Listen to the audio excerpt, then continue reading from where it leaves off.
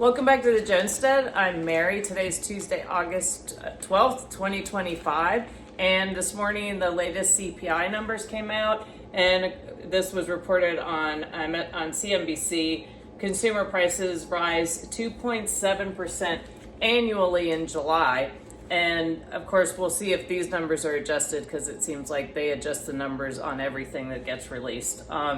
However, if you think, some people may say, well, 2.7% inflation isn't that bad, but you have to understand that's annual increase. So it's on top of previous increases in inflation, and any of us that have been to a grocery store, any shopping for that matter, in the last many years have noticed there has been quite an impact of inflation on our lives. And so also what we're seeing is, of course, the Dow, it loves what they're hearing about the rise in inflation, because we know the Fed wants to put that stress on the consumer, and then they're going to put it, eventually when the inflation number gets high enough, they're going to lower interest rates, which then is going to flood the market with dollars, and then we'll continue with the vicious cycle.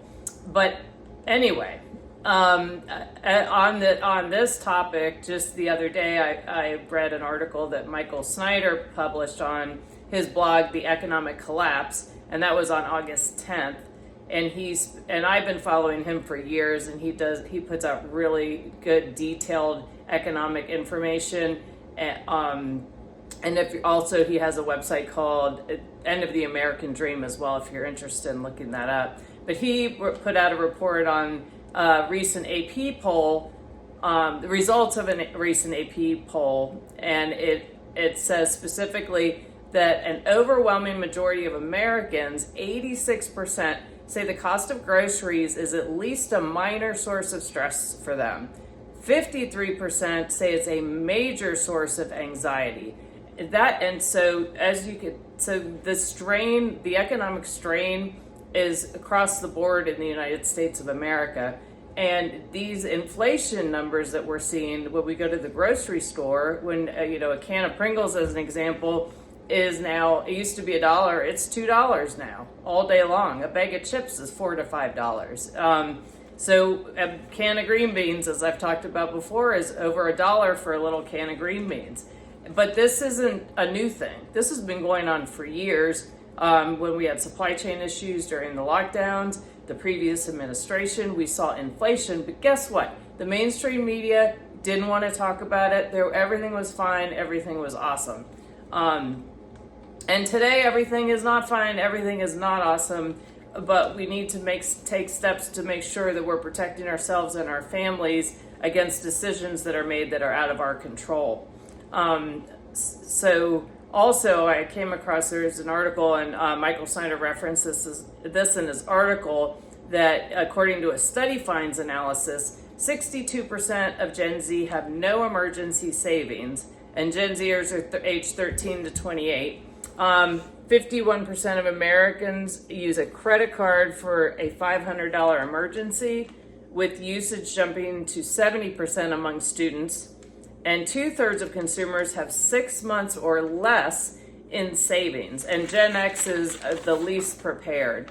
As I talked about the other day, the strain of just the increases in the cost of almost everything is really having an impact. Pet owners, as an example, if they can no longer continue to keep their pets, because they can't afford them anymore. So if you look up the animal shelters, they're all at capacity, which is really sad. So if you can, and if God puts it on your heart to maybe donate to a local animal shelter, animal rescue, that are doing spay and neuter events, I think it's a worthy cause. I feel my heart goes out to any family that has to surrender their dog or their cat because they can't afford to keep it anymore. And that's a sad state of affairs, and it shouldn't be happening in this United States of America. But some other things that we can do as offsetting is shop the deals. You can still find pretty good deals out there. I like skinless, boneless chicken.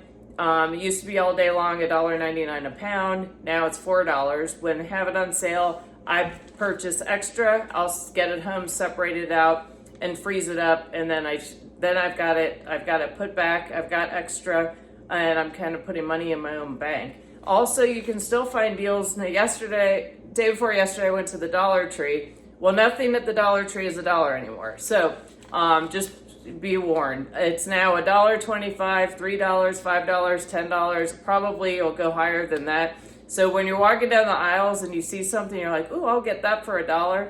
It's at least $1.25, if not more. So but you can still get some good deals. If you need to stock up on, get some extra toothbrushes, and they have paper plates and just a variety of things. Just you need to pay attention to what the prices are, because you'll think you're on a dollar section and it's the $5 section. But also the Dollar General or Family Dollar they have an aisle that is dedicated just to dollar items, so you can pick up things there. But you just have to really pay attention, and there are still deals out there, but you just really need to pay attention to them. And the other aspect of inflation is not just the cost of goods, but also what you're getting. So maybe for many years they weren't increasing the prices, but they were reducing the quantity. So your can of Pringles all of a sudden is this big. The toiletries you're purchasing look like they belong in a Barbie fun pack. So there are various things, deceitful ways that the retailers and manufacturers have been disguising this inflation that ultimately it's a hidden tax, and it's passed on to the consumer and the American people.